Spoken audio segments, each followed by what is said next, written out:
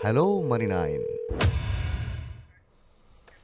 नमस्कार, आभार, अभिनंदन, स्वागत आप सभी का। Hello money nine. मेरा सवाल है मैं हूं विपुल सिंह।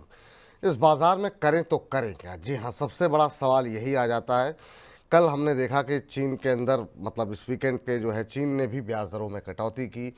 अमेरिका से संकेत अच्छे थे, उम्मीद थी बाजार अच्छा खुलेगा, ऐसा ही खुलता हुआ दिखाई दिया और 24,956 पे खुलने के बाद 24,978 तक के हाई लगे तो एक बार लोग इंतज़ार करने लगे कि शायद 25,000 का आंकड़ा भी पार होता दिखाई देगा। लेकिन उसके बाद बाज़ार में ऊपरी स्तरों पे अभी भी बाज़ार के अंदर वो मजबूती दिखाई दे नहीं रही है। ऊपरी स्तरों से जो फिसलना शुरू हुआ बाज़ार तो सीधे सीधे 24,679 24,680 के लेवल देखने को मिले। हालांकि उसके बाद एक रिकवरी आई और उसमें हमने देखा कि 24,830 24,844 तक के लेवल देखने को मिले। लेकिन अभी भी बाज़ार के अंदर दबाव बना हुआ है। मिड कैप स्मॉल कैप शेयरों में भी अपनी मजबूती खो दी है। 120 अंकों की गिरावट 24,733 24,734 का लेवल देखने को मिल रहा है। एडवांस डिक्लाइन रेशियो भी पूरी तरीके से बेयर्स के पक्ष में है। 2016 शेयर ऐसे हैं जो कि गिरावट के साथ कामकाज कर रहे हैं और 666 शेयर ऐसे हैं जो कि इस समय बढ़त के साथ कामकाज कर रहे हैं। अब बड़ा सवाल जो बना हुआ है वो वही बना हुआ है कि इस तरह के बाज़ार में जब बाज़ार बहुत दायरे में हो वैसे में क्या करना चाहिए, क्योंकि बाज़ार ना ऊपरी तरफ जो है एक ब्रेकआउट की स्थिति बना रहा है ना नीचे की तरफ ऐसा लग रहा है कि बड़ी गिरावट आएगी। लेकिन आज के बाज़ार में कौन से ऐसे शेयर हैं, कौन से ऐसे सेक्टर्स हैं जो कि आज थोड़ा सा आउट परफॉर्मेंस दिखाते हुए दिखाई दे रहे हैं, तो आउट परफॉर्मेंस कोई खास यहाँ पर देखने को मिल नहीं रही है। ज़्यादातर सेक्टर इंडेक्स ऐसे हैं जो कि दबाव में इस समय कामकाज कर रहे हैं। वहीं अगर हम बात करें कि बैंकों में हम दबाव देख रहे हैं, इसके अलावा आईटी में जब ज़्यादा दबाव देखने को मिले हैं। हालांकि आपको बता दें कि अब एफ&ओ के लॉट साइज़ में भी बदलाव होने की बात हो गई है। अब निफ्टी का जो लॉट साइज़ है वो अब 25 से बढ़कर के 75 हो गया है।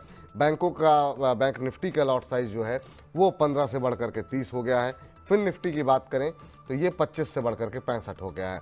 मिड कैप निफ्टी की बात करें तो ये 50 से बढ़कर के 120 हो गया है और निफ्टी नेक्स्ट 50 की बात करें तो ये भी इसमें भी बदलाव हुआ है और रिवाइज जो मार्केट लॉट हुआ है वो हो गया है अब 25 का, पहले 10 का हुआ करता था। तो ये तमाम वो परिवर्तन हैं जो अब होते हुए दिखाई देंगे। लेकिन इस बीच हम बात कर रहे थे इंडाइसेस की बात करें तो अभी आईटी में हम देख रहे हैं 1% से ज़्यादा की गिरावट है। इसके अलावा बात करें मेटल शेयरों में 1.5% से ज़्यादा की गिरावट देखने को मिल रही है। साथ ही साथ पीएसयू बैंकों में दबाव लगातार बना हुआ है, 1% से ज़्यादा की गिरावट यहाँ पर देखने को मिल रही है। ऑयल एंड गैस सेक्टर भी जो है आज दबाव में दिखाई दे रहा है 1% के आसपास की। तो कोई भी सेक्टर इंडाइसेस ऐसा नहीं है जिसमें कि हम देख रहे हो कि हरा निशान हो, सभी में लाल निशान देखने को मिल रहा है। और सबसे ज़्यादा पिटाई जो है वो देखने को मिल रही है वो आईटी हो, प्राइवेट बैंक हो। रियल्टी इंडेक्स में आज 1% के आसपास का दबाव देखने को मिल रहा है। इसके अलावा एफएमसीजी में 1.25% के आसपास की गिरावट देखने को मिल रही है। जो शेयर जो थोड़ा सा आउट परफॉर्मेंस दिखा रहे हैं उसमें हम देख रहे हैं अंबर इंटरप्राइजेस शामिल है 11.25% ऊपर, टाटा केमिकल में 11% की तेज़ी है, तेजस नेटवर्क 9.9% ऊपर कामकाज कर रहा है। इस गिरते बाजार में भी ये शेयर ऐसे हैं जो कि आउट परफॉर्मेंस दिखा रहे हैं। टाटा इन्वेस्टमेंट कॉर्प में भी हम देख रहे हैं 6.5% की मजबूती है। क्रिसिल करीब 6.25% ऊपर कामकाज कर रहा है।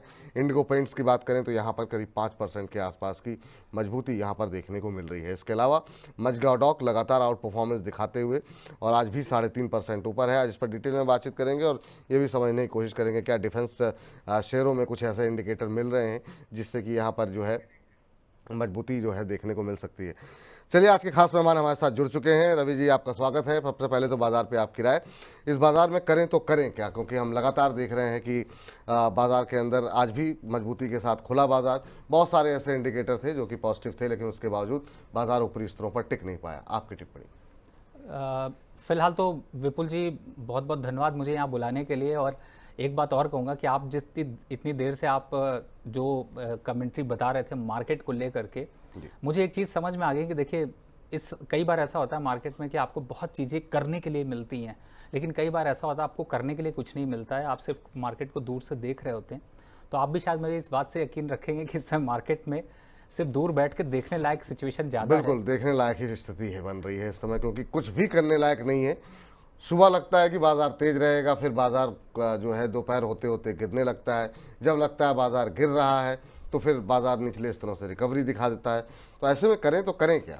देखिए, ऐसे में करें तो करें क्या, ये तो आपने आंसर दे ही दिया कि थोड़ा सा मार्केट को यहाँ पर देखिए, वॉच करिए, अग्रेसिव मत जाइए। अब स्टॉक स्पेसिफिक रहते हैं। देखिए, पहला मैं आपके विपुल जी, मैं आज ना मार्केट पे व्यू इसलिए थोड़ा सा डिफरेंट टाइप से देने की कोशिश कर रहा हूँ, क्योंकि इस समय मार्केट पे ट्रेड नहीं इनिशिएट करना है। इस समय आपको पेशेंस इनिशिएट करना है, आपको स्ट्रैटेजी बनानी है, आपको मार्केट में डटे रहना है, पैनिक नहीं होना है, सिचुएशन से घबरा कर बाहर नहीं निकलना है। इस बात पे ज़्यादा ध्यान देना है कंपेयर टू कि आप किसी स्टॉक में प्रॉफिट आ जाएं। मैं आपको पिछले 2 महीने के ट्रेड के थोड़े से एग्जांपल देता हूं। आप बिलीव करिएगा कि किसी, जब मार्केट ने ही रिटर्न नहीं दिया है तो किसी के भी पोर्टफोलियो में आपको लगता है कि रिटर्न मिला होगा, क्योंकि आपकी बास्केट जो है वो एक स्टॉक से 5 स्टॉक तक हुई, 5 से 15 स्टॉक तक पहुंच चुकी, लेकिन लॉस तो सब में दिखाई दे रहा है। यही सच्चाई है, और इस सच्चाई के तहत कई बार आप लोग जोश में आ जाते हैं, स्टॉक पे ज़्यादा कुछ खरीदारी कर लेते हैं, बहुत अग्रेसिव आप लोग बाय करना शुरू कर देते हैं। तो मैं ये सजेस्ट कर रहा हूँ, इसीलिए आपको कहूँगा कि यहाँ पर अब पेशेंस दिखाने की ज़रूरत है, अग्रेसिव कूदने की ज़रूरत नहीं। और आपको एक चीज़ बहुत क्लियर मैं बता दूँ, दिवाली तक आप अगर ये सोचते हैं कि मार्केट में कुछ आप बहुत बड़ा गेन कर पाएंगे, तो ये आपकी सबसे बड़ी गलतफहमी है। आपको कुछ खास मिलने वाला नहीं है। इनफैक्ट अब आप जो मैं आज बता रहा हूँ, इस चीज़ को नोट कर लीजिए, मार्च या फिर फरवरी के 1 फरवरी तक, जब तक अब बजट एक्सपेक्टेशन यानी 15 जनवरी के पहले मार्केट में कोई अप ट्रेंड नहीं आने वाला, कुछ नहीं होने वाला। मार्केट यहीं खड़ा रहेगा, थोड़ा बहुत ऊपर चढ़ेगा। यही होगा जो आज विपुल जी ने इतने बढ़िया तरीके से बताई, कुछ चढ़ता है फिर गिर जाता है, कॉन्फिडेंस लूज कर जाता है। तो इस समय ज़रूरत क्या है? आपको एक्युमुलेट करने की, मार्केट को समझने की। लेवल्स की हम चर्चा करेंगे। पहला लेवल की चर्चा कर लेते हैं, क्योंकि अब निफ्टी है तो ट्रेड तो करना है, लॉजिक तो लेना ही है। देखिए, निफ्टी का पहला टारगेट है 24,500, दूसरा टारगेट है 24,300, और ये आने वाले हफ्ते महीने के अंदर दिखाई दे जाएंगे। अब कितना जाएगा? 25,200 300 के ऊपर मार्केट सस्टेन नहीं करेगी। अगर अचानक से रैली आ जाती है तो वो उतनी ही खतरनाक होगी जितना आज मॉर्निंग खतरनाक दिखाई दिया था।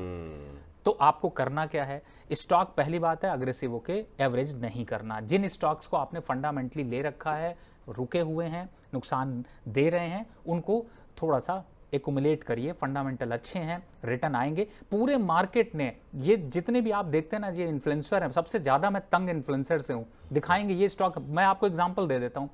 किसी ने इन्फोसिस के बारे में, मैं एक एग्जाम्पल इन्फोसिस का ही पहले ले रहा हूँ विपुल जी। क्यों ले रहा हूँ? क्योंकि आप यहाँ मनी 9 पर आते हैं सोल्यूशन के लिए। ये कोई वो चैनल नहीं है जहाँ पे कि हमने 2 बाय कॉल, 1 बाय दिया, 1 सेल दिया, और शाम को झंडा गाड़ के विपुल जी भी चिल्ला रहे होंगे कि देखा हमने मार्केट कहा था सेल हो जाएगी, और यही करना चाहिए। बड़े बड़े ज्ञान मिल रहे हैं बहुत से चैनल्स पे, आप भी देख रहे होंगे। यहाँ वो ज्ञान नहीं देते भैया। आपका पोर्टफोलियो है, हमें आपके पोर्टफोलियो की चिंता है। जितना दर्द आपको होता है लॉस पे, उससे कहीं ज़्यादा दर्द हमें और विपुल जी को, दोनों को मिलकर होता है। तो आपको ज़रूरी है कि यहाँ पर मार्केट को समझें। अब आ जाते हैं निफ्टी के लेवल्स को। मैंने जैसे बताया 24,300 आएंगे। अब आप पेशेंस बनाकर बैठिए, नहीं तो आज फिर खरीद लीजिए, कल फिर लॉस देख लीजिए। यही सिचुएशन रहेगी। तो अपने को एक्युमुलेट बहुत रुक रुक कर करना है, थोड़ा टाइम देना है। अगले 3-4 महीने के कमिटमेंट्स अगर आपने कर रखे हैं पेमेंट के, तो उनका इंतजाम देख लीजिए। थोड़ा मार्केट पे रिस्ट्रिक्ट होकर ट्रेड करिए। ये सजेशन अभी के लिए। फिलहाल ट्रेड जैसे जैसे मिलते रहेंगे, इंट्राडे के हिसाब से, एक्युमुलेशन के हिसाब से, हम लोग आगे लेते रहेंगे। जी, चलिए सवाल जवाब का सिलसिला शुरू करते हैं। बड़ी संख्या में दर्शकों के सवाल हैं और लोग काफ़ी असमंजस की स्थिति में हैं और बहुत लोग काफ़ी परेशान भी हैं। पहले दर्शक हमारे साथ जुड़ चुके हैं। नमस्कार सर। अरमान जी नमस्कार। नमस्कार सर। नमस्कार। कैसे हैं अरमान जी, कहाँ से बोल रहे हैं? सर इस टाइम बहुत ही लॉस में है और बिजनौर से बात कर रहा हूँ। बिजनौर से बात कर रहे हैं? आप ही नहीं सर, बड़ी संख्या में रिटेल निवेशक जो है वो इस समय परेशान है। बात सही है, बाजार में कुछ समझ में आ नहीं रहा है। बताइए आप कहाँ परेशान पर हैं, कहाँ परेशानी में है? सर वेदांता के शेयर है 1494 के रेट पर। 494 पे आपने वेदांता ले रखे हैं। कितने समय तक होल्ड कर सकते हैं? सर 1 से 2 महीना होल्ड कर सकता हूँ। 1 से 2 महीने, यानी कि 20 रुपये का नुकसान आपको, जी 20 रुपये का नुकसान आपको हो रहा है। लेकिन अभी के माहौल में 1-2 महीने में क्या ये भाव आ जाएंगे? आ भी सकते हैं, लेकिन थोड़ी सी मतलब जिस तरह की वोल्टिलिटी है उसमें कुछ भी कहना थोड़ा मुश्किल है। लेकिन इन सब के बीच में वेदांता पर ही अनवर शेख साहब का भी सवाल है। उन्होंने 469 पर ले रखे हैं रवि जी, और इन्होंने 494 पे ले रखे हैं। अनवर शेख साहब मुनाफे में है, ये लॉस में है, नज़रिया जो है इनका लंबा नहीं है। आपकी टिप्पणी क्या होगी वेदांता को लेकर के? देखिए, मैंने यही चीज़ अभी विपुल जी पूरे जो मार्केट में आपने जो समरी बनाई थी, मैंने उसको और समरी करने की कोशिश करी कि देखिए पूरे मार्केट में कहीं रिटर्न नहीं है। मतलब आने वाले पिछले एक महीने से कोई रिटर्न नहीं, इसलिए आप लॉस में हैं। लेकिन इससे आप बहुत डिप्रेस हो रहे हैं सर। थोड़ा जवान होके बोलिए, चढ़ के बोलिए, नुकसान है 20 रुपए का ही नुकसान है, रिकवर हो जाएगा, बढ़िया प्रॉफिट आएगा। कहाँ पर अब खरीदना है बस इसकी चिंता करिए, और कहाँ तक जाएगा इसकी चिंता रखिए। 20 रुपए का नुकसान है अभी आपको, लेकिन ये नुकसान थोड़ा बढ़ेगा और करीब 40 रुपए तक आपका ये नुकसान बढ़ जाएगा। यानी कि जो बाइंग लेवल फिर से बनते हैं वो बनते हैं 420 430 के पास। लेकिन आपने 3 महीने का नजरिया रखा है, देखिए 3 से 6 महीना कर लीजिए क्योंकि 6 महीने से पहले रिटर्न अभी नहीं आएगी। लेकिन ये भी मैं श्योर हूं कि वेदांता जैसा स्ट्रॉन्ग शेयर 530 550 के लेवल बड़ी आसानी से दे सकता है। तो मुझे ऐसा लगता है कि ये लॉन्ग एकुमुलेशन है, थोड़ा दिन पेन में रहेगा, लेकिन आप इसको बेच के क्या खरीदेंगे? कोई ऐसा पेनी स्टॉक खरीद लेंगे फिर फंस जाएंगे। तो बेटर है थोड़ा बने रहिए, पैसा आपका सेफ है, पैसा कहीं नहीं जाने वाला। धीरे धीरे वापस से स्टॉक देगा रिटर्न, लेकिन वो अपने समय के साथ देगा, और समय में आपको 6 महीने वेट करना पड़ेगा। 6 महीने वेट करना पड़ेगा। अनवर शेख साहब का वेदांता पर सवाल था, उन्होंने एक सवाल और भेजा है जोमेटो पर, और इनका सवाल के साथ साथ इनकी टिप्पणी है। कह रहे हैं कि ज़िंदगी और शेयर मार्केट एक जैसे हैं, अप एंड डाउन आते रहेंगे, बस हमें रुकना नहीं है। कह रहे हैं सर जोमेटो में 262 पे लिए हैं, इनमें मुझे और ऐड करना है, नज़रिया 5 से 7 साल का है। तो अभी आपने ऐड करने के लिए मना किया है, क्या जोमेटो ऐसा शेयर है जिनमें ऐड कर सकते हैं या फिर अवॉइड करना चाहिए अभी? देखिए, इन्होंने शायरी के माध्यम से भी विपुल जी आपको याद दिलाने की कोशिश की है कि मार्केट क्लोज होने से पहले आपको ढूंढना है कि आज के इस माहौल में क्या फिट बैठता है। और आप तो भगवान की तरफ से हमारे अमिताभ बच्चन हैं, कृतज्ञ हैं इस चीज़ों से, तो उसको देख लीजिए। मैं इसलिए ऐसी बातें कर रहा हूँ, थोड़ा सा मार्केट में इस समय टाइम एंजॉय करिए। और रही बात, देखिए जोमेटो, आज जो बड़ी बात बता रहा हूँ, आज से पहले जोमेटो के थोड़ा पीछे चलते हैं, आज टाइम लेके थोड़ा सा बताते हैं, क्योंकि जोमेटो बहुत लोगों ने खरीदा होगा। जब तक ऑर्डर कर रहे थे तब तक ठीक था, जिस दिन से ऑर्डर के साथ शेयर खरीद लिया नुकसान देना शुरू हुआ, बीच में कुछ प्रॉफिट आया तो निकल नहीं पाए। आपको बताऊं ये शेयर वापस से 150 रुपए रह जाएगा। एवरेज आपको करना है, कर लीजिए, कोई दिक्कत नहीं है। पहले समझिए, पहली बार जब ये स्टॉक आया तो अपने आईपीओ प्राइस से भी इतना नीचे आ गया। उसके बाद आपने देखा होगा कि आजकल ये जो इंस्टा, यूट्यूब, फेसबुक, रील, इसके फैशन आए, उस पर बड़े बड़े बातें करते हुए एमडी साहब इसके नज़र आए। उन्होंने बड़ी बड़ी बातें करी, मार्केटिंग बढ़िया करी, आपको चिपकाया, आपने उठाया, स्टॉक उठा, लेकिन प्रॉफिट नहीं कमा पाएंगे। तो पहला तरीका यही है कि इस स्टॉक के फंडामेंटल अभी भी पुअर हैं। लॉस से सिर्फ कंपनी प्रॉफिट की तरफ आई है, लेकिन उतना प्रॉफिट नहीं आया कि स्टॉक के वैल्यू यहाँ पर बढ़ सके। ओवर प्राइस चल रहा है, 150 रुपए का प्राइस आएगा। अगर आप 10, 20, 50 रुपए लॉस में हैं तो भी काट लीजिए, और नहीं हैं तो मत लीजिए। अभी स्टॉक को गिरने दीजिए, कम से कम 150 से 160 जो प्राइस चल रहा है देख लीजिएगा, यही आएगा। 272 रुपए पे मैंने इसको निकलने की राय दी थी आप लोगों को, और अगर नहीं निकले हैं तो फिर से निकल जाइए। अब जब 7 साल की बात की है तो मुझे एक याद आता है स्टॉक, एक क्या बहुत याद आते हैं। पहला स्टॉक है आईओसी, 7 साल के लिए लेना है, क्या बढ़िया स्टॉक है। दूसरा स्टॉक है गेल, 7 साल के लिए लेना है, लीजिए, क्या दिक्कत है। एसआईपी के तरीके से लीजिए। बच्चा भी आपका कहेगा कि मेरे पापा ने जो गलती करी थी उससे मैं करोड़पति बना। ऐसी गलतियां करिए, ऐसी गलती मत करिए कि कहे पापा ने जोमेटो लिया था ना, तो आज उससे सब्जी आ पा रही है और ना आज उससे खाना आ पा रहा है, और जो पैसा बचा था वो भी डुबा दिया। ऐसा मत करिए, ऐसा मत कीजिए। चलिए इस बीच सुनील बिष्ट जी का सवाल लेते हैं। कह रहे हैं नमस्ते विपुल जी, नमस्ते रवि जी, मैं मुंबई से हूं और IRFC मैंने 151 रुपए के भाव पर 100 शेयर लिए हुए हैं, और ये जानना चाह रहे हैं आपकी राय चाहिए। लंबी अवधि का इनका नज़रिया है, और अभी अगर हम देखें तो IRFC की बात करें तो सर बीच बीच में एक रिकवरी आती है, ख़ासतौर से RVNL में। हालांकि आज ठंडा पड़ा हुआ है, रेलवे पैक 145 146 के आसपास चल रहा है। IRFC तो है ही है, लेकिन साथ साथ RVNL में जो रैली आ रही है, कई बार उम्मीदें जो है वो थोड़ी बहुत जगाती है कि शायद यहाँ पर जो है फिर से अच्छे दिन आने वाले हैं। अभी क्या लग रहा है आपको, क्या करना चाहिए? IRFC 146 के आसपास चल रहा है, RVNL 468, दोनों में 0.25% की गिरावट है। इरकॉन में थोड़ा ज़्यादा है, 2.5% के आसपास की। लेकिन IRFC पे सवाल है, लेकिन रेलवे पैक पे आपकी राय अभी क्या चल रही है? बहुत अच्छा सवाल है और मैं आपसे कहूंगा कि विपुल जी रेलवे के साथ डिफेंस को जरूर करिएगा, क्योंकि मैंने अभी रिसेंट एक वीडियो भी रिलीज़ किया है डिफेंस काउंटर और रेलवे काउंटर की स्ट्रैटेजी के ऊपर, जिससे कि आपके भी इस प्रोग्राम में चर्चा हो सके। और मैं आपकी बैक एंड टीम, चूँकि देखिए कैमरामैन साहब भी यहाँ पे हैं, पीछे से एडिटर टीम भी देख रही है, वो लोग इस चंक को काट के अलग से अपलोड कर देंगे, जिससे कि आपको बहुत आसान होगा। पहले आ जाते हैं रेलवे काउंटर की बात करते हैं। देखिए एक चीज़ समझिए, इस समय रेलवे काउंटर में कोई नई खरीदारी करने के लिए सिर्फ 3 स्टॉक दिखाई दे रहे हैं। उन स्टॉक का नाम लूंगा लेकिन थोड़ा लेट लेता हूं, पहले समझिए, लॉजिक समझिए। क्यों फरवरी तक वापस से रेलवे स्टॉक और डिफेंस स्टॉक में चमक आएगी, तो डिफेंस की चर्चा बाद में, यहाँ पर रेलवे को समझते हैं। अब आ जाते हैं कि आपको कहाँ खरीदारी नहीं करनी है, अभी थोड़ा रुकना है। वो है पहला स्टॉक जो आपने बताया, वो आरवीएनएल ही है।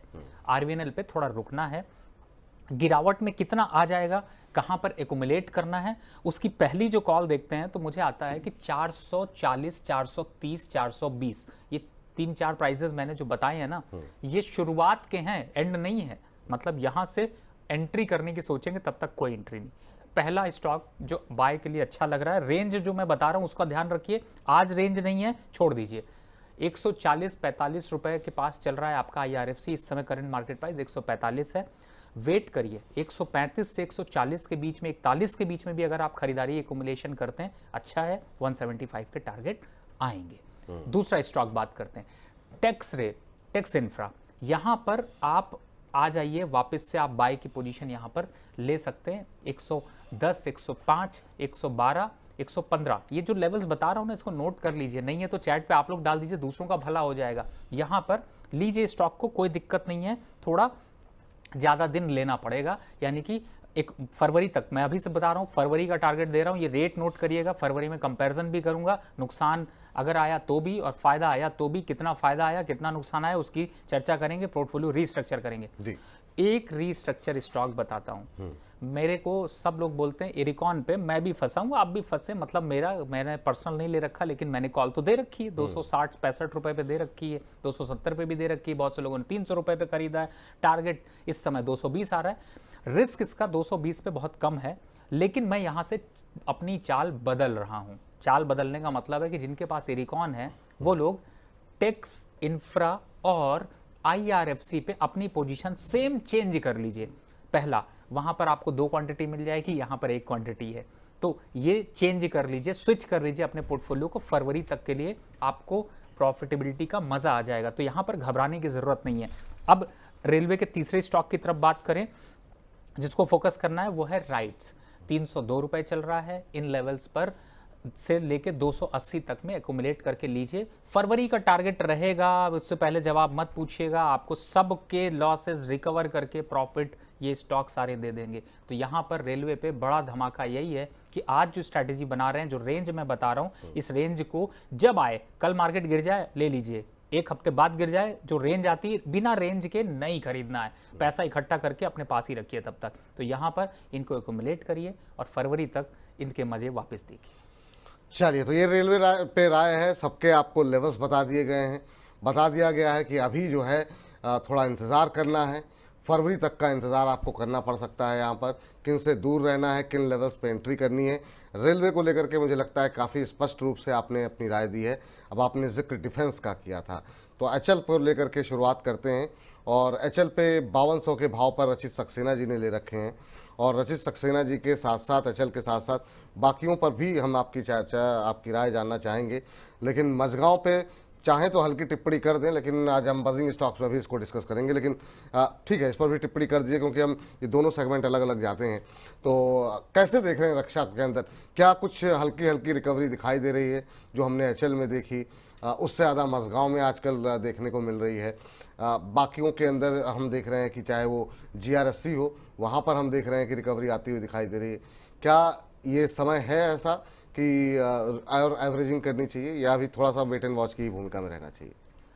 देखिए विपुल जी, मनी 9 को जो लोग फॉलो कर रहे हैं उनका तो ये हम लोग कहते ही हैं कि उनको बेस्ट सोल्यूशन देंगे इंडस्ट्री का। हम हवा में उड़ता हुआ तीर नहीं पकड़ते हैं, और उस तीर से भी अगर निशाने पे जाना हो तो उस पर चढ़ने की सवारी का दम रखते हैं। तो अभी के हिसाब से 2 स्टॉक्स तो अब आप अपने पोर्टफोलियो में देखना बंद कर दीजिए। मैंने कुछ दिन पहले कहा था, एक था HAL, दूसरा आपने मैसडॉक का नाम लिया। इन दोनों को अब वापस से जब HAL 5400 पहुंचेगा, मुझे याद करिएगा, और पहुंच जाएगा जल्दी। जिस तरीके से जियो पॉलिटिकल टेंशन अभी भी कुछ सॉल्व नहीं हुआ, उसकी वजह से 2-3 प्रॉब्लम्स कंपनी को फेस करनी पड़ी, कुछ पार्ट्स या कुछ एक्सपोर्ट इंपोर्ट को लेकर थोड़ी दिक्कतें आई, इसकी वजह से थोड़ा सा रुकावट दिखी। लेकिन इसका मतलब नहीं है कि स्टॉक थक गया, मर गया, हो गया, अब नहीं जाएगा, ऐसा कुछ नहीं है।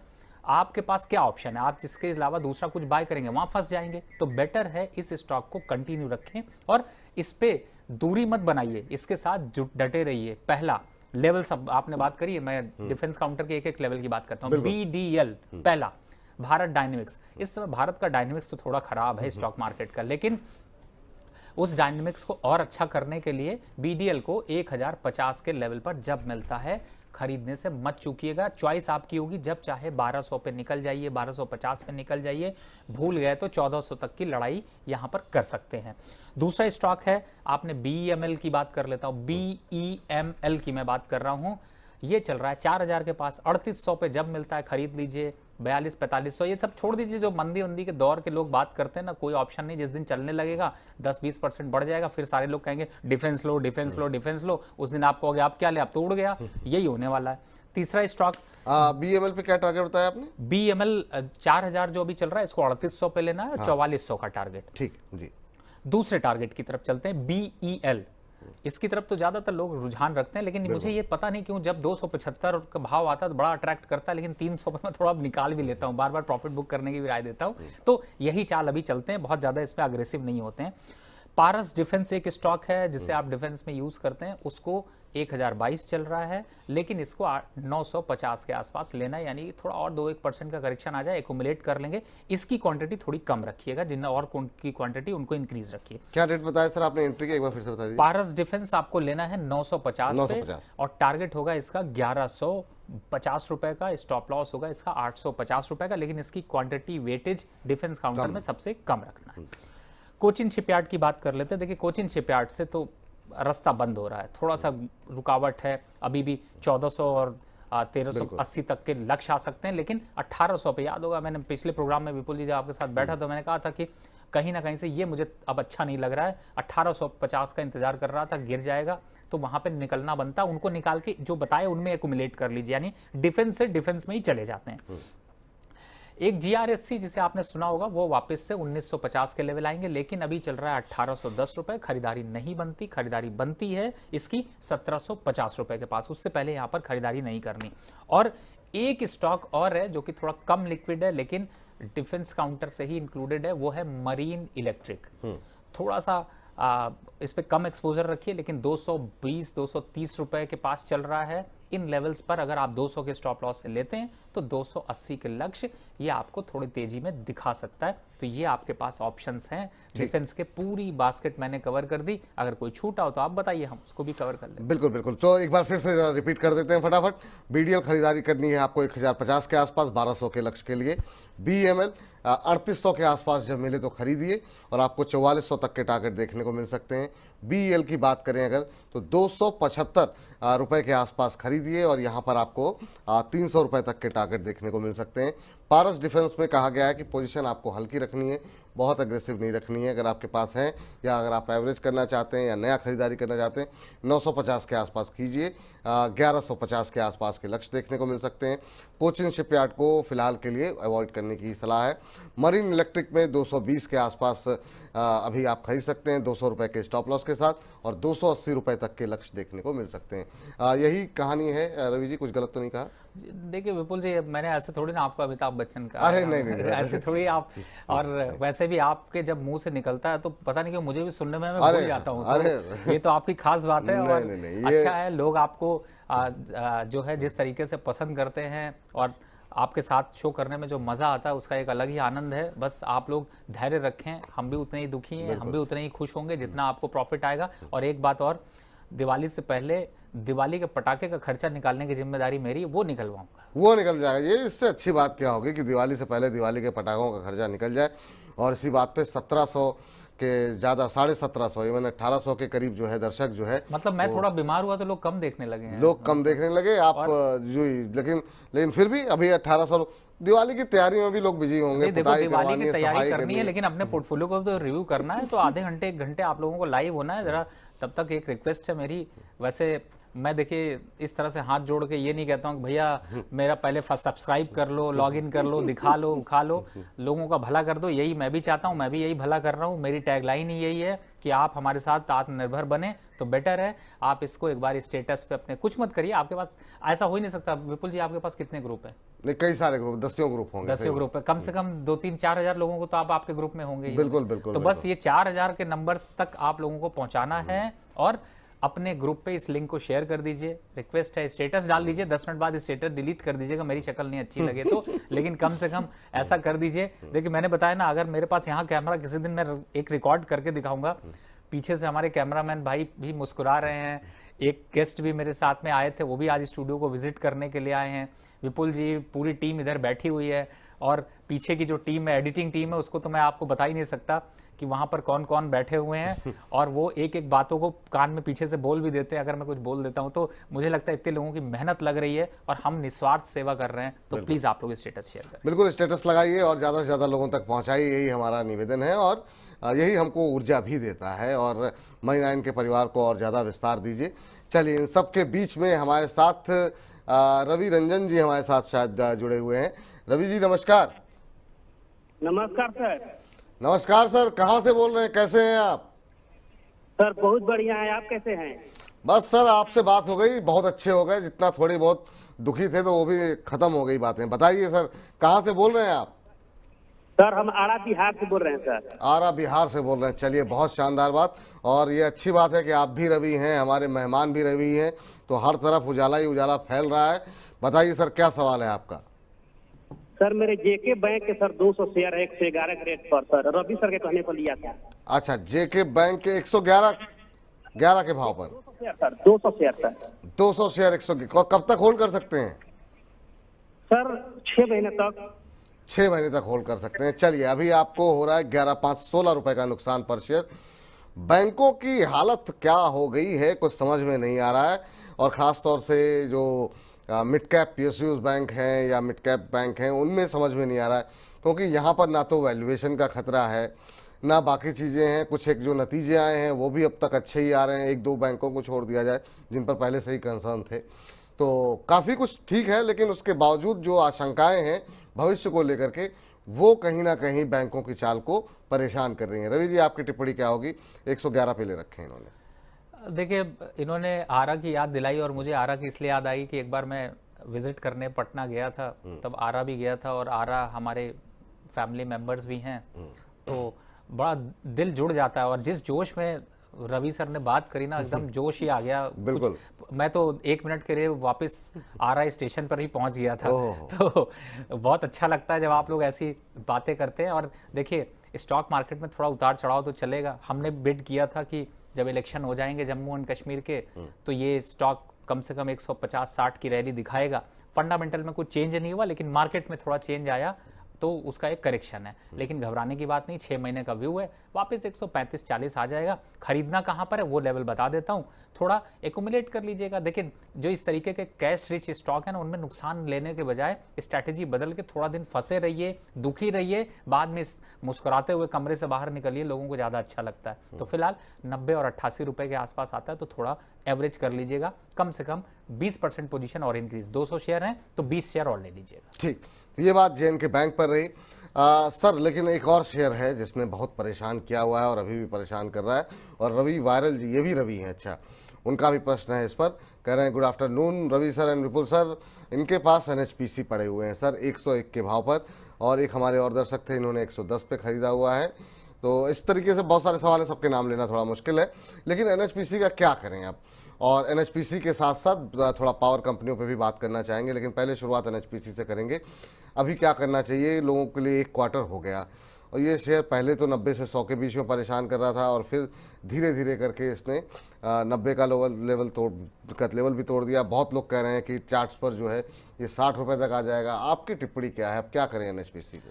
देखिए, बिल्कुल सही कह रहे हैं लोग, और ये 75 तक के आसपास तक के लेवल दिखा सकता है। लेकिन आज के दिन में आपके इसी प्रोग्राम में, जैसे मैंने आपको 2-3 स्टॉक्स बताए थे एसआईपी के लिए, एक स्टॉक पहले भी लिया था, गेल का याद होगा, आपको बताया था। देखिए क्या बात है विपुल जी, आपकी मेमोरी भी इतनी शार्प है कि आपको याद आ जाता है। मैंने बोला भी नहीं और आपने एसआईपी के नाम से याद बिल्कुल बिल्कुल, एसआईपी के नाम से गेल का नाम जो है बहुत लोगों को पता है कि नहीं, अगर एसआईपी है तो रवि जी ने बोला हुआ है, गेल फॉलो करते हैं आप लोग, टिप्पणी करते हैं, आप नहीं भी रहते हैं तो भी कि रवि जी ने कहा है एसआईपी करने के लिए। तो बस एसआईपी में 3 स्टॉक आज पावर के मैं दे रहा हूं, इनको आप नोट कर लीजिए। दे दूं? जी बिल्कुल बिल्कुल, आगे बढ़िए। चलिए, तो 3 स्टॉक में से पीछे से कमलेश जी को मैं अभी कॉल नहीं दे पाया था, तो उसमें एक कॉल यहाँ पर कमलेश जी और आप डाल दीजिएगा।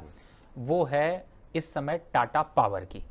तो टाटा पावर आपके चुन के स्टॉक का है, उस पे आपको ले लेंगे, और करंट लेवल यानी जो 460, 455, 450 है, यानी आप 455 एक एवरेज, 460 एक एवरेज प्राइस ले लेते हैं। इस प्राइस पर इसको बाय करना है। टारगेट होगा 550 का और स्टॉप लॉस इसका होगा यहाँ पर 430 रुपए का। तो ये रेंज से टाटा पावर चुन के स्टॉक का कॉल मैंने दिया है। इसको प्लीज आप लोग आप ग्राफिक्स में एक बार डाल दीजिएगा, जिससे कि आसान होगा। और आप लोगों के लिए मौका है पावर ग्रिड, टाटा पावर और एनएचपीसी पे एसआईपी करने का, क्योंकि पावर की डिमांड कम नहीं होने वाली, पावर की डिमांड तो और बढ़ेगी। और ये स्टॉक्स अब जिस जगह पे मिल रहे हैं, इस जगह से रिस्क रिवॉर्ड रेशियो बेटर नहीं, बेस्टम बेस्ट है, इससे ज़्यादा कुछ हो नहीं सकता। तो मुझे ऐसा लगता है कि आप एसआईपी पे 3 से 5 साल के हिसाब से अगर स्टॉक लेना चाहते हैं, अपने बच्चे का भविष्य बनाना चाहते हैं, अपने लड़की की शादी के लिए कुछ सोच रहे हैं, सोना तो पहुंचेगा नहीं अब आपके पास, तो सोने को खरीदने के लिए पावर ही चाहिए, और पावर कहाँ जाएगा, वही सोना खरीदवाएगा। तो यहाँ पर आपको इन स्टॉक्स में एसआईपी रखना है, और हर महीने धीरे धीरे करके 1000-2000 रुपए की एसआईपी करते हुए चलते रहिए। भूल जाइए मार्केट को, आप मल्टी बैगर रिटर्न्स कमाएंगे इन स्टॉक्स। मल्टी बैगर रिटर्न मिलेंगे, तो इनमें आपको एसआईपी करनी है। सर हमारे साथ एक दर्शक हैं, उनसे बातचीत करें। उससे पहले जरा एक शेयर ऐसा है जिस पर रोज सवाल रहते हैं। एक तो है इरिडा को लेकर के पावर में हमारी बात नहीं हो पाई, आपने सबका जिक्र कर दिया, तो इरिडा पे भी थोड़ी सी टिप्पणी अगर हो जाती, यहाँ पे क्या करें और यहाँ का भविष्य आपको कैसा लग रहा है? देखिए, इरिडा का सलूशन ही मैंने दे दिया। चलिए फिर अब आप मेरी ना सारी प्राइवेट स्ट्रेटजी लीक करा देते हैं। समझ नहीं आता विपुल जी कि आप कहाँ से अंदर मन से झांक लेते हैं, ये बहुत डिफिकल्ट है। बल्कि मैं इसको थोड़ा सा अवॉइड रख रहा था। मैं सोच रहा था कुछ तो अपने स्पेशल क्लाइंटों के लिए बचा के रखो, आप वो भी लीक करा देते हैं।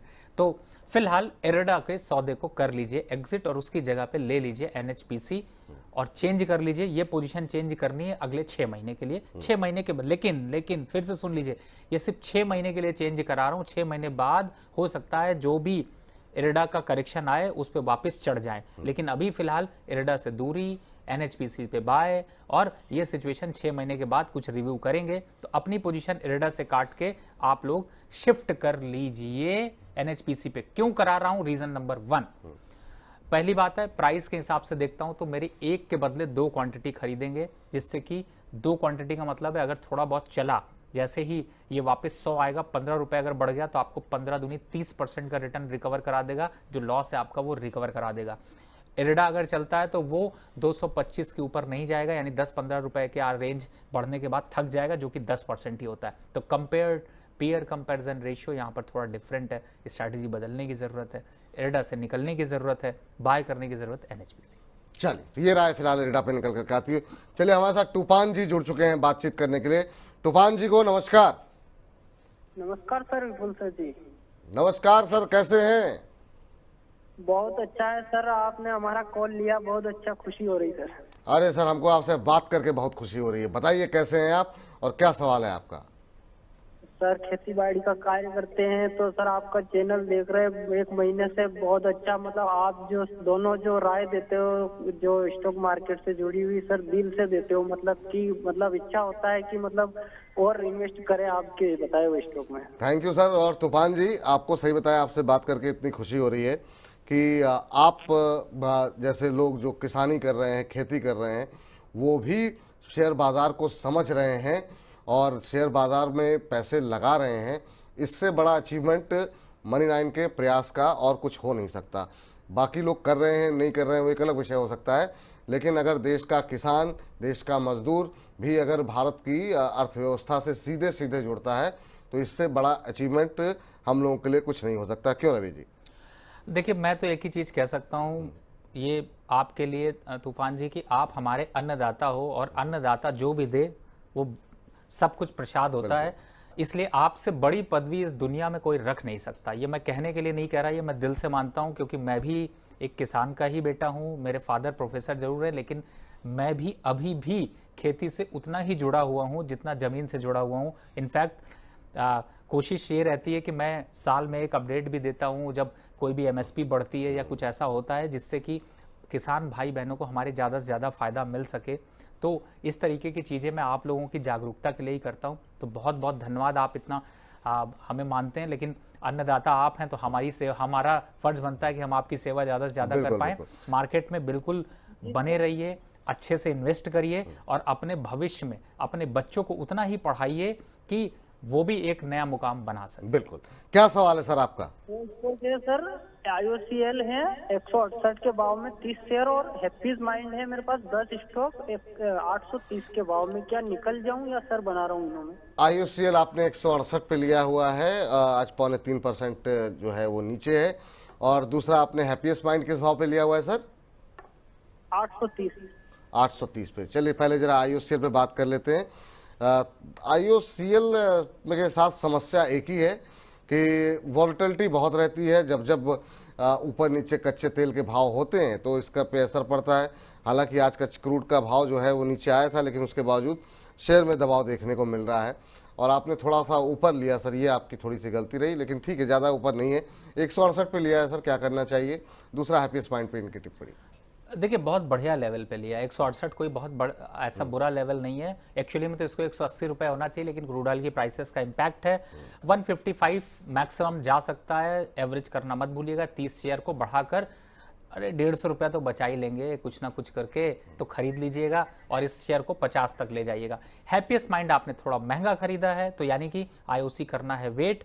हैप्पीएस्ट माइंड को काट कर अगर आप मेरी बात माने तो आप ले लीजिए बिरला सॉफ्ट। और कमलेश जी पीछे से फिर से दूसरा चुन चुन के stock Birla soft, long term by call 590 रुपये पे बाय करना है। टारगेट है इसका 695 रुपये का, और स्टॉप लॉस है इसका यहाँ पर 565 रुपये का। तो ये 2 कॉल आपको मैंने दे दिए चुन चुन के, बाकी चुन चुन में अब ले लेंगे। लेकिन फिलहाल आपके लिए भी है कि आप यहाँ पर पोजीशन को चेंज कर लीजिए, जिससे कि आप हैप्पीएस्ट माइंड के लॉस को भी रिकवर कर सके और बढ़िया प्रॉफिट कमा सके। चलिए, तो ये राय निकल करके आती हुई, और इस बीच कमलेश जी जो है, जो हमारे शो के प्रोड्यूसर हैं, वो ग्राफिक्स वगैरह तैयार कर रहे हैं ताकि आखिर में जो है उसको बेहतर तरीके से अपने दर्शकों को हम बता सकें। लेकिन 2100 से ज़्यादा दर्शक हमारे साथ इस समय खाली यूट्यूब के माध्यम से जुड़े हैं, तो आप लोग सभी दर्शकों का बहुत बहुत शुक्रिया। ऐसे ही नंबर्स को आप लोग बढ़ाते रहिए और हम लोगों के उत्साह को भी।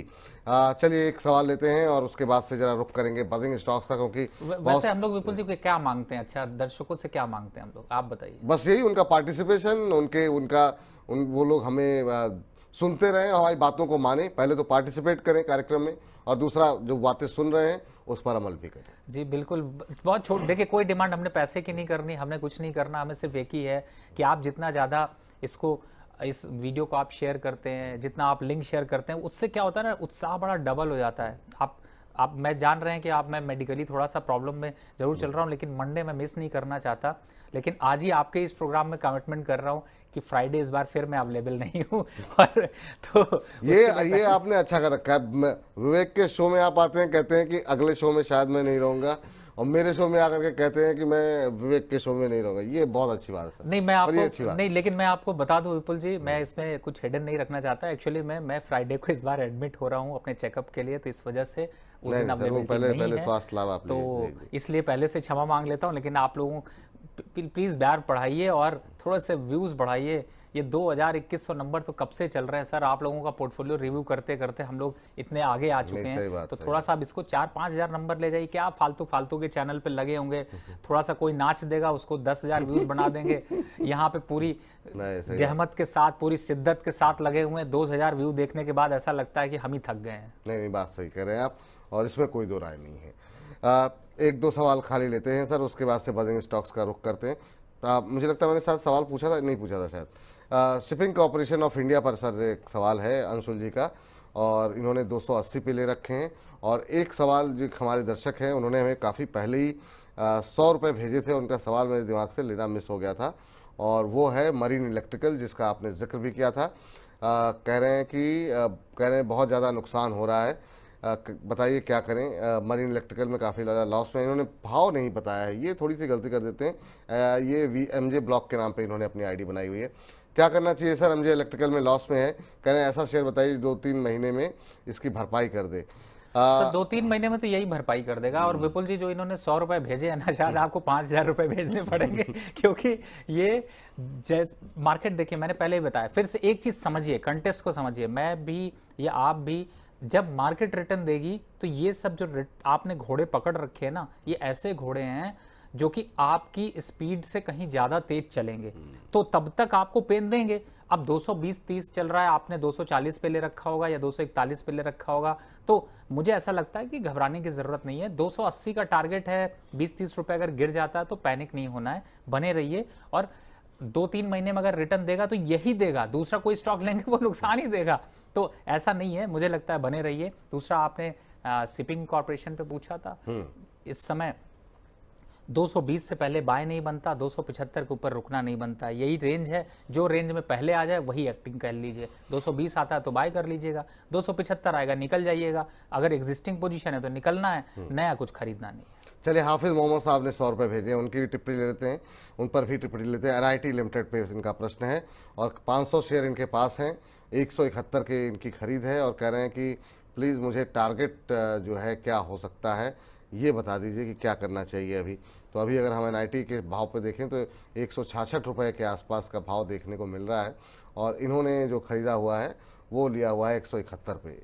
अभी क्या करना चाहिए सर? 160 के स्टॉप लॉस से बने रहिए। IT काउंटर थोड़ा सा यहाँ पर मूव कर रहे हैं, लेकिन ये है कि 185 और 190 के आसपास आता है तो एग्जिट कर लीजिए। चलिए, और इसी के साथ अब जरा बहुत सारे नतीजों का दौर है, बहुत सारी खबरों का दौर है, जरा फटाफट रुक कर लेते हैं बजिंग स्टॉक्स का।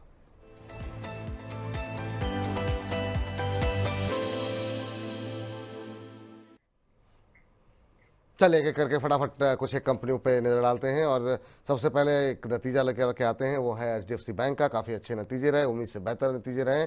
कंपनी का मुनाफा जो है 10% बढ़ा है, और ये बढ़कर के 30,110 करोड़ रुपए रहा है।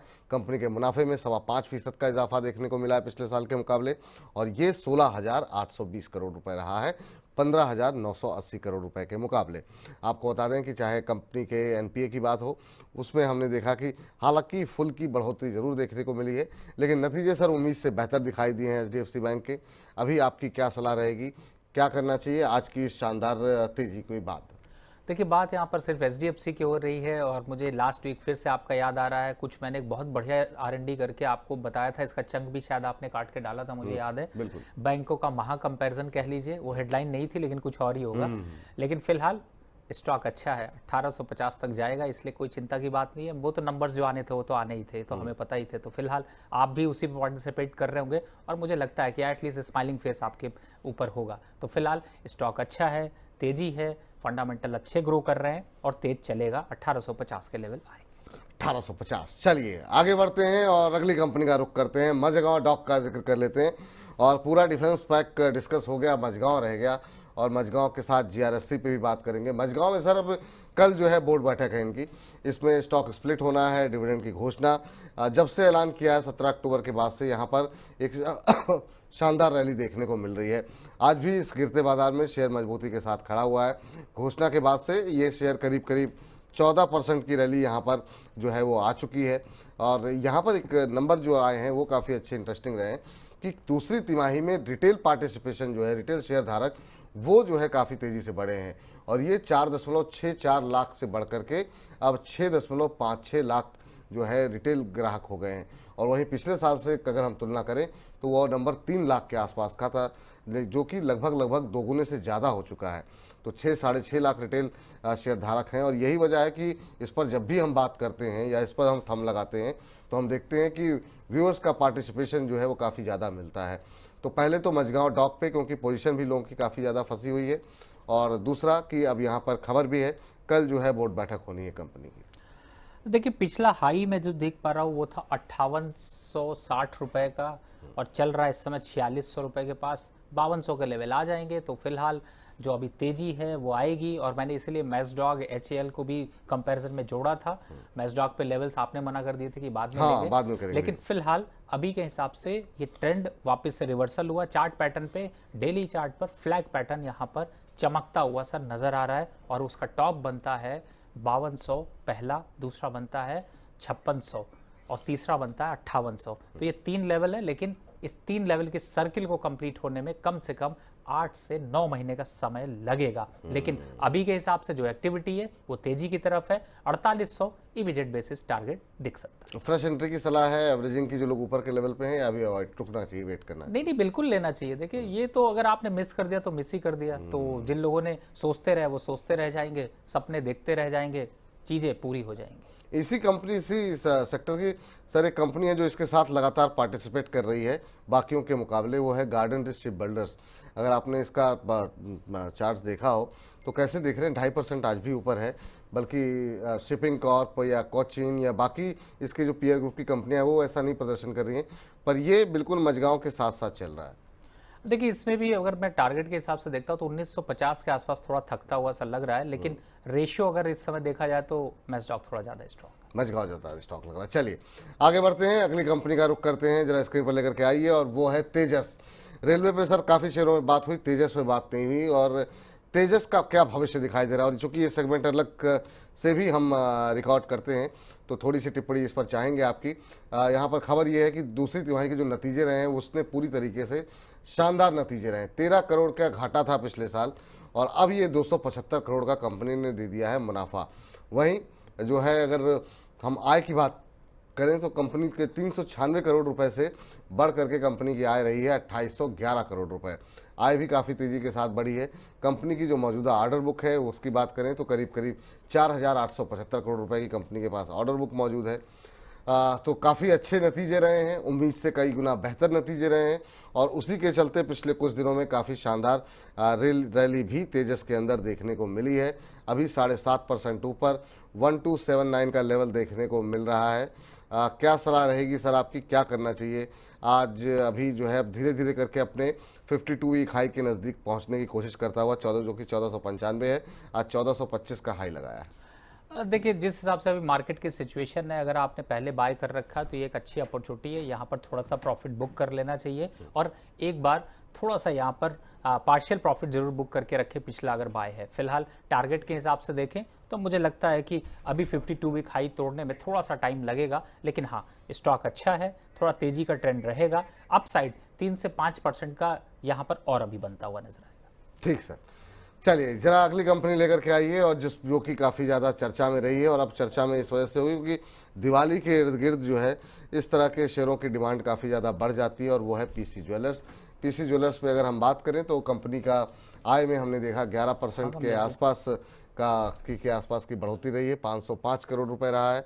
वहीं कंपनी का मुनाफा जो है वो 179 करोड़ रहा है। तो ये मुनाफे में काफ़ी शानदार तेज़ी रही है, और ये शेयर पिछले कुछ दिनों में काफ़ी अच्छा पार्टिसिपेशन पिछले 1 महीने में यहाँ पर देखने को मिला है। इस वॉलेटाइल बाजार में करीब 20% के आसपास, 21% के आसपास का रिटर्न यहाँ पर देखने को मिला है। पिछले 6 महीने में 224% का रिटर्न ऐसे बाजार में, जबकि सब कुछ पिट रहा था। आपकी सलाह क्या रहेगी सर पीसी ज्वेलर्स को लेकर के, और इसका अगर डेली चार्ट अगर संभव हो तो एक बार दिखाइएगा। देखिए, वैसे मैं बताऊं विपुल जी, चाहे डेली देखे, चाहे वीकली देखे, चाहे मंथली देखे, ईयरली देखे, इस स्टॉक ने कभी इन्वेस्टर को प्रॉफिट नहीं दिया, सिर्फ ऑपरेटर को प्रॉफिट दिया है। ऑपरेटेड स्टॉक ज़्यादा रहता है, फालतू की फंडामेंटल छेड़छाड़ करके वापस से तेजी दिख जाती है स्टॉक पे। अगर आप लकी हैं, बने हुए हैं, तो प्रॉफिट निकाल लीजिए, उससे जाके थोड़ा शॉपिंग करिए, एंजॉय करिए, फेस्टिवल का टाइम है, कुछ खरीदारी करिए। फिलहाल फ्रेश बाय करने की राय नहीं है। वापस से हम लोग इसको 170-180 रुपए के पास देखेंगे तो 100-125 रुपए का जो इसको वापस से 70-80 रुपए के पास देख सकते हैं। तो मुझे लगता है कि ये जो तेजी है ये बिल्कुल टिकाऊ नहीं है। गलती से भी इस स्टॉक पे निवेश मत करिएगा। अगर आपके पास है तो एग्जिट कर लीजिए। अगर आपके पास है तो एग्जिट कर लीजिए। प्रॉफिट अगर आपको मुनाफा मिल रहा है तो मुनाफे को बुक कर लीजिए। चलिए आगे बढ़ते हैं। अगली कंपनी जरा स्क्रीन पर लेकर के आ जाइए, और वो है जियो फाइनेंशियल। इसके भी रिजल्ट्स रहे हैं। रिजल्ट्स में अगर हम देखें तो मुनाफे में महज 3% के आसपास का इजाफा रहा है और ये 668 करोड़ रुपए से बढ़कर के 689 करोड़ रुपए रहा है।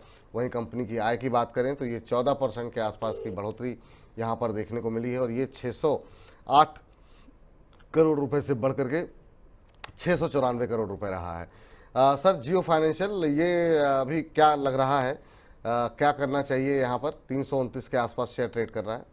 320, 310 इन लेवल्स पर आता है, बिल्कुल खरीदारी करिए, कोई घबराने की ज़रूरत नहीं है। 360 और 355 और 360-70 के लेवल वापस आएंगे, लेकिन ये फरवरी तक ही संभव हो पाएगा। तो फिलहाल एकुमुलेशन पे रहिए, बने रहिए। इस बीच एक सवाल जो है एजाज तनवर साहब बहुत देर से पूछ रहे हैं, तो उनका सवाल ले लेते हैं। कह रहे हैं कि सर 3 महीने से सवाल नहीं लिए हैं हमारा, आज जो है सवाल ले लीजिए क्योंकि आज हमारे फेवरेट सर आए हैं। तो सर फेवरेट सर हैं तो बिल्कुल इनका प्रश्न जो है लिया जाएगा। कह रहे 15,000 के लॉस में है इंजीनियर्स इंडिया पर और इन्होंने 217 रुपये के भाव पर लिए हुए हैं और समझना ये चाह रहे हैं कि अभी इंजीनियर्स इंडिया में किया जाए तो क्या किया जाए, क्योंकि लॉस में बने हुए हैं। इंजीनियर्स इंडिया अभी 186, 187 ये मौजूदा भाव देखने को मिल रहा है। क्या सजेशन रहेगा सर आपका, क्या करना चाहिए इनको? देखिए, सभी स्टॉक में correction mid cap, small cap, large cap में चल रहा है, इसलिए आपको लॉस है, लेकिन मुझे लगता नहीं कि आपको थोड़ा सा यहाँ पर जल्दबाजी करनी चाहिए। 3 महीने से मार्केट रिटर्न नहीं दिया, लेकिन एक एक्यूमुलेशन लेवल जरूर नोट कर लीजिए। अभी के हिसाब से यहाँ पर 175 और 180 ये लेवल्स एक्यूमुलेट करने के लिए अच्छे हैं, उन लेवल्स पर आता है तो स्टॉक को ऐड ऑन करिए, बने रहिए, घबराने की ज़रूरत नहीं। अगले आने वाले 2 से 3 महीने में यानी फरवरी तक में मुझे ऐसा लगता है कि आप प्रॉफिट पे आ जाएंगे। चलिए, तो ये राय निकल करके आती हुई और इसी के साथ बजिंग स्टॉक्स को यहां पर करते हैं हम समाप्त।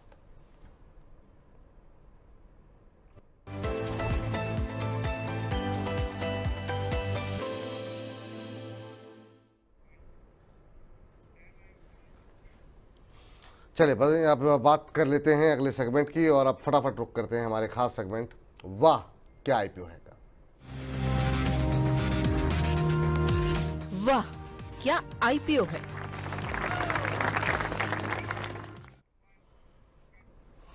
चलिए, वाह क्या आईपीओ है, खास पेशकश हमारी। और अभी हमने देखा हुंडई का आईपीओ और हुंडई के बाद अब जो है आज से फिर से 2 नए आईपीओस खुल रहे हैं।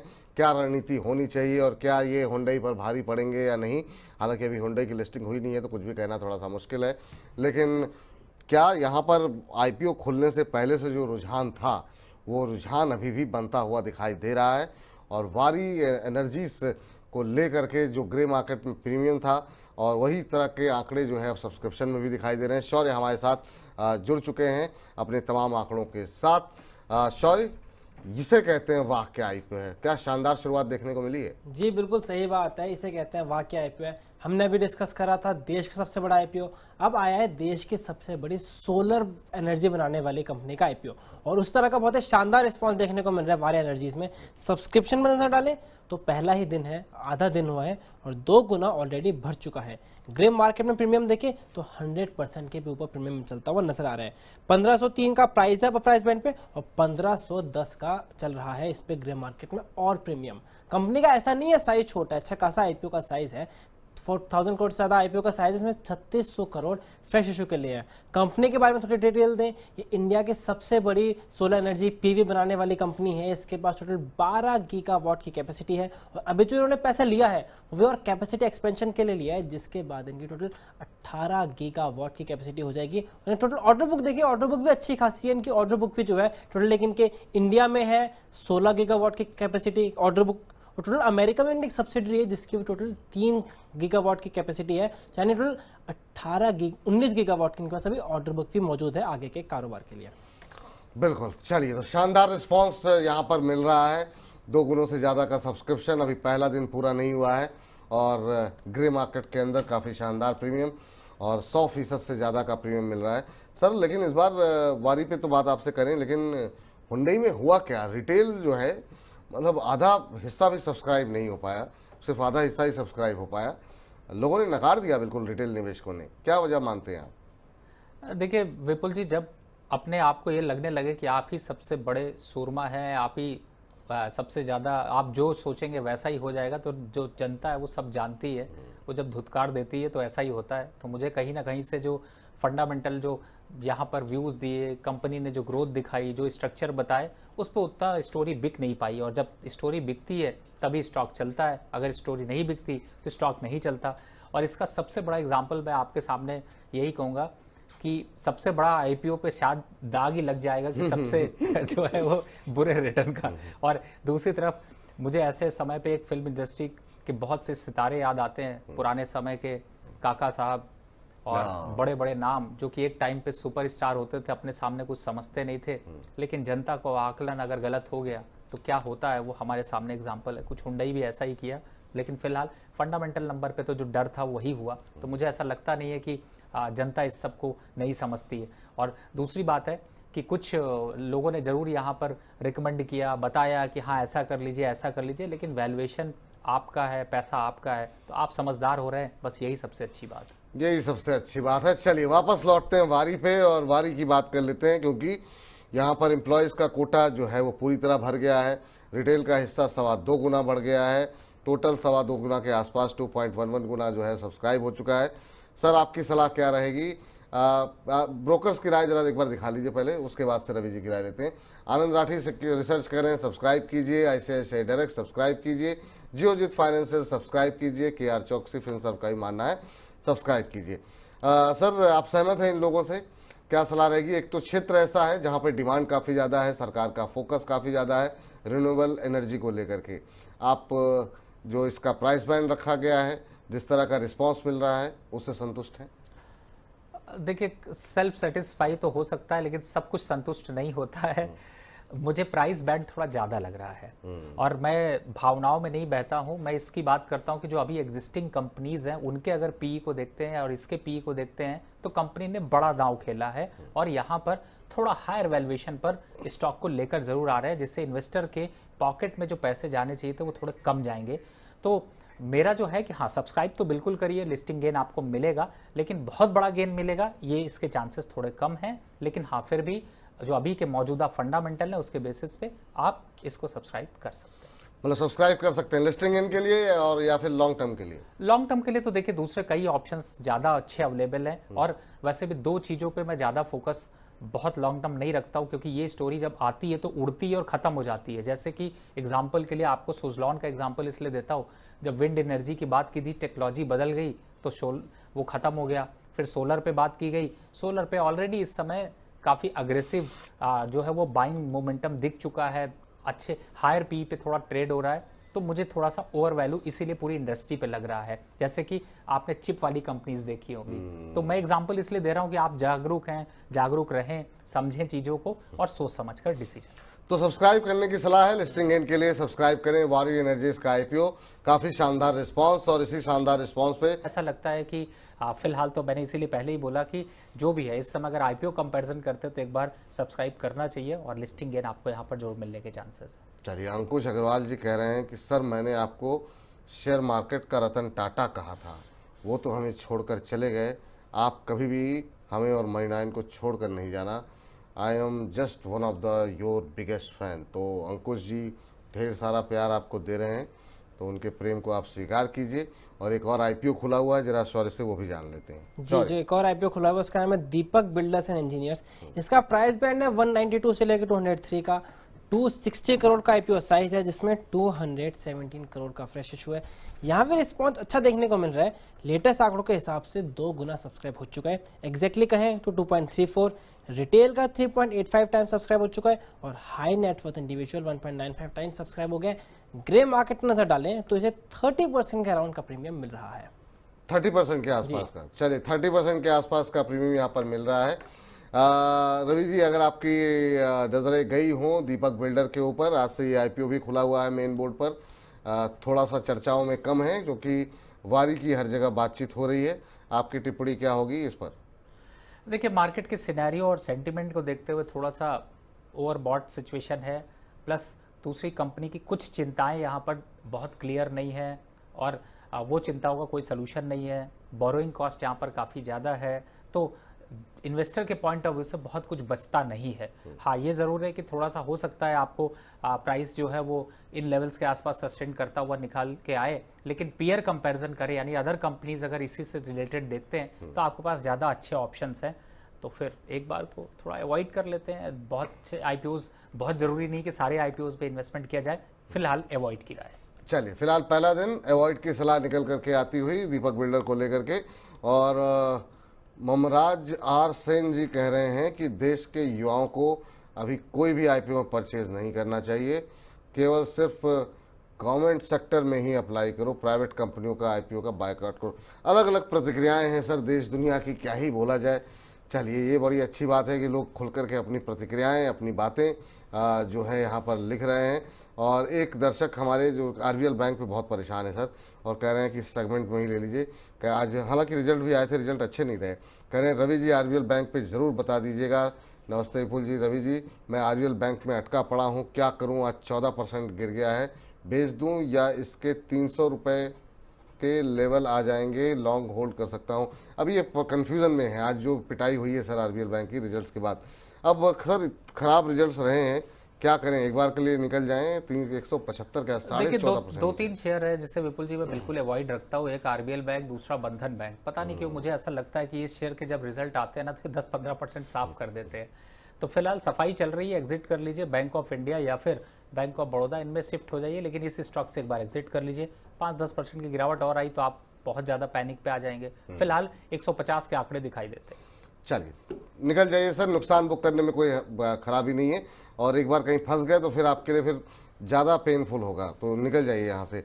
आईपीओ बाजार के सेगमेंट को यहीं पर हम समाप्त कर रहे हैं, लेकिन आज पहला दिन है, आगे आने वाले दिनों में और ज़्यादा अपडेट्स यहाँ पर निकल करके आएंगी और ज़्यादा रिपोर्ट सामने आएंगी, तो आगे भी हमारी कवरेज यहाँ पर जारी रहेगी।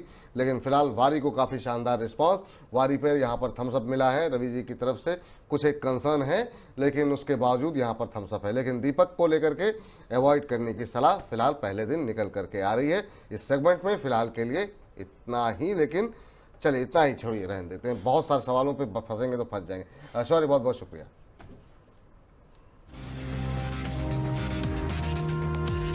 वाह, क्या आईपीओ है। चलिए अब रुक कर लेते हैं हमारे खास सेगमेंट चुन चुन के का।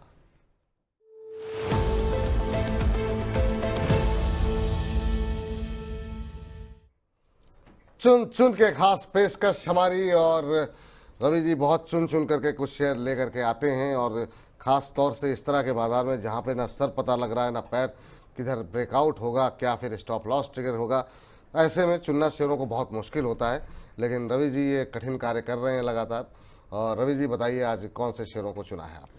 देखिए, दो स्टॉक मैंने चुन चुन के में लिए थे। सबसे पहला स्टॉक था टाटा पावर, अगर आपको याद हो, जिसको मैंने एसआईपी के लिए भी रिकमेंड किया है, और करंट लेवल पर यानी कि 455, 450, 460। मैं रेंज इसलिए दे रहा हूँ कि आप लोग को जो बेटर लगता है उस लेवल पर रखिए। 457 रुपये का करंट मार्केट प्राइस है, टारगेट है 550 रुपये का, स्टॉप लॉस बनता है 430 रुपये का। तो यहाँ पर पावर सेगमेंट से पहली पसंद। दूसरा स्टॉक है बिरला सॉफ्ट, इस समय 590-95 के पास चल रहा है और करंट लेवल पर काफ़ी जो है वो एकुमुलेट कर रहा है। यहाँ से 100-125 रुपये के लक्ष्य बढ़ा सकता है। स्टॉप लॉस भी रिस्क रिवॉर्ड रेशियो में 565 रुपये का बन रहा है। तो ये दो स्टॉक हैं जिन्हें कि आप अभी एकुमुलेट कर सकते हैं। उम्मीद है कि दिवाली की मिठाई पहले आपको टाटा पावर दिला जाए। टाटा पावर दिला जाएगा। दो ऐसे शेयर जो कि इस समय थोड़े से मतलब पसंदीदा शेयरों में शामिल हो रहे हैं। एक तो पावर, जिस पर अभी हम वारी एनर्जीज को लेकर के बात भी कर रहे थे। पावर इस समय जो है डिमांड में है। टाटा पावर पे खरीदारी की सलाह है, 457 के आसपास चल रहा है, और यहाँ से करीब करीब 100 रुपये ऊपर के लक्ष्य आपको देखने को मिल सकते हैं। 550 के लक्ष्य के लिए खरीदारी करें। स्टॉप लॉस आपको एक रखना होगा 430 रुपये के आसपास का। दूसरी कंपनी जो कि आईटी, जो कि लगातार इस समय फ्लेवर में बनी हुई है, नतीजे कभी अच्छे आ रहे हैं कभी खराब आ रहे हैं, किसी कंपनी के उस वजह से सेंटिमेंट ऊपर नीचे हो रहा है, लेकिन इस समय ट्रेंडिंग में लगातार ये सेक्टर है। तो बिरला सॉफ्ट में यहाँ पर अगर आईटी में चुनना हो तो आप चुनिए। 598 के आसपास का मौजूदा भाव, 565 का स्टॉप लॉस, और ऊपर की तरफ आपको 695 के लक्ष्य देखने को मिल सकते हैं। सर बहुत लोग कहते हैं कि नज़रिया थोड़ा बता दीजिए कितने दिनों का है, तो क्या नज़रिया रखें यहाँ पर? ये नज़रिया आपको मैंने जो कि SIP स्टॉक बताया, लेकिन फिलहाल फरवरी के फर्स्ट वीक तक, फरवरी के फर्स्ट वीक तक, यानी कि अभी नवंबर, दिसंबर, जनवरी, एक क्वार्टर के लिए आपको बता दें कि ये नतीजे जो है ये शेयर आपको रखने होंगे। तो एक तिमाही के लिए यहाँ पर ये लक्ष्य यहाँ पर आपको देखने को मिल सकते हैं। वैसे ये सभी दोनों ही शेयर जो है लंबी अवधि के निवेश के लिए भी हैं। तो जो लोग निवेश कर रहे हैं थोड़ा थोड़ा करके SIP के माध्यम से टाटा पावर में निवेश भी कर सकते हैं। तो अब रवि जी, आज की इस चर्चा में जुड़े आप, तमाम दर्शकों के प्रश्नों के उत्तर दिए।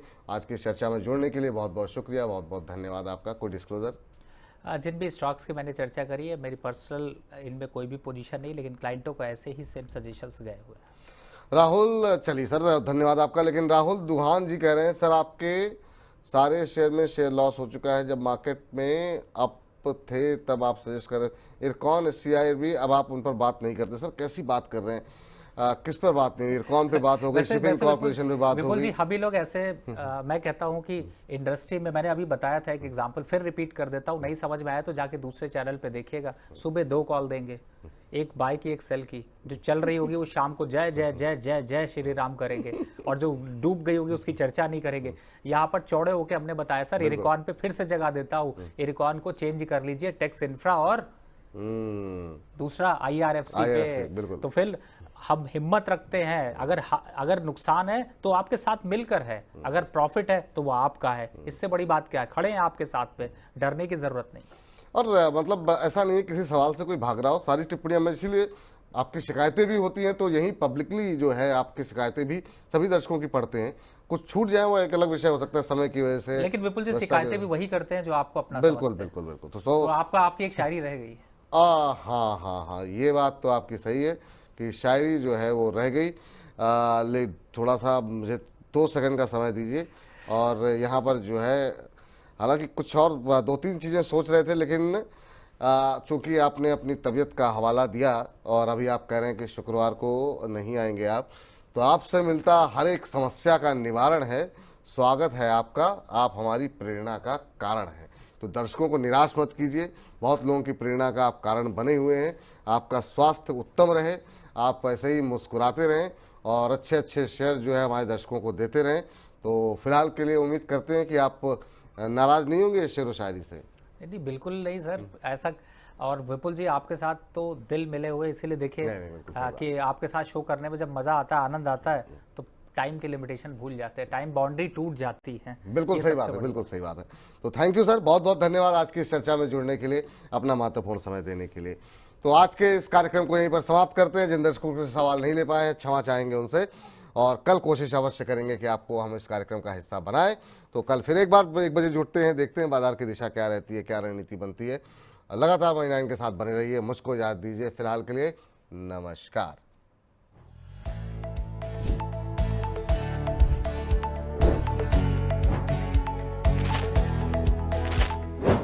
Hello money 9।